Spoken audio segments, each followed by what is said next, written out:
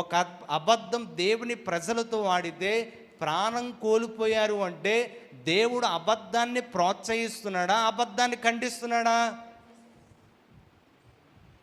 దేవుడు అబద్ధాన్ని అసహించుకునేవాడు.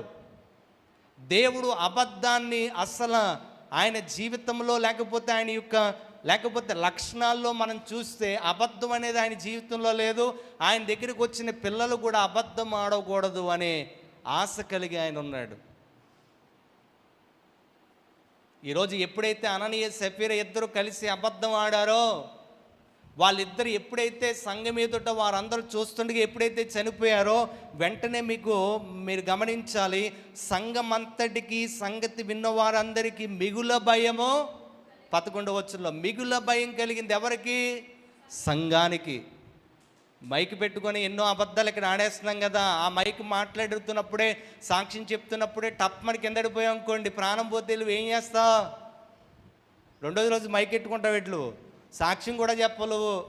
ఎందుకని బాబు సాక్ష్యం చెప్పినప్పుడు తేడా చెప్తే మనం పోతాంరా, ఎందుకురా బాబు ఈ బాధని కుదురుగా కింద కూర్చుంటావు. ఈరోజు సంఘం ఎదుట మన సాక్ష్యం చెప్తున్నప్పుడు, నేను వాక్యం చెప్తున్నప్పుడు మన దేవుని ఎదుట ఉన్నామని, దేవుడు ఉన్నాడని, దేవుడు చూస్తున్నాడని ఆ భయం మనలో లేకపోతే అబద్ధాలు అనేవి ఏమైపోతాయి? ముందుకెళ్ళిపోతాయి. ఎందుకు దేవుడు అంత సీరియస్గా వారి పట్ల యాక్షన్ తీసుకున్నాడంటే, ఇలాంటి మిస్టేక్ మళ్ళీ సంఘంలో జరగకూడదని సంఘానికి ఒక నమూనా చూపించాడు.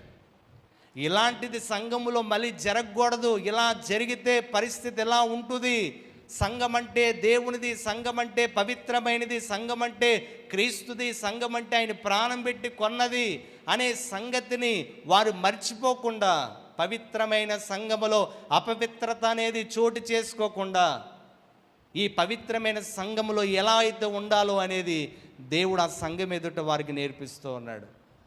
ఈరోజు ఈ మాటలు వింటున్న నీవు నేను మనమందరం కూడా అబద్ధం అనేది ఎక్కడి నుంచి వస్తుంది? దేవుడి నుండి కాదు. అబద్ధం అనేది ఎక్కడి నుంచి వస్తుందంటే అబద్ధానికి జనకుడు ఎవరు? సాతాను. దేవునికి వాక్యంలో గమనించగలిగితే అపవాది దేవుణ్ణి అంగీకరించిన బిడలను అబద్ధమాడి దేవునికి దూరం చేస్తున్నాడు. అబద్ధాన్ని చాలా చిన్నగా చూస్తున్నావేమో, కానీ దేవుడు చాలా సీరియస్గా దాన్ని చూస్తున్నాడనే సంగతిని మర్చిపో.